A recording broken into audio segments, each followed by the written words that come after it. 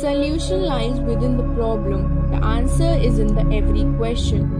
Infinite intelligence responds to you as you call upon it with faith and confidence. Habit is a function of your subconscious mind. There is no greater evidence of marvelous power of your subconscious than the force and sway habit holds in your life.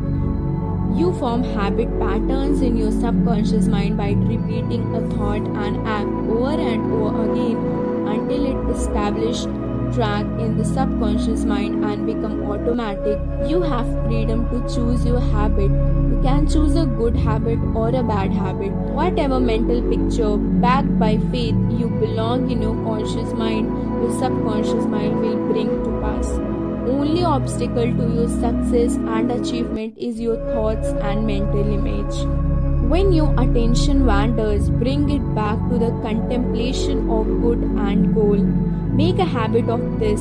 This is called disciplining the mind. Your conscious mind is a camera and your subconscious mind is a sensitive plate on which you register or impress the picture. To form a new habit, you must be convinced that it is a desirable.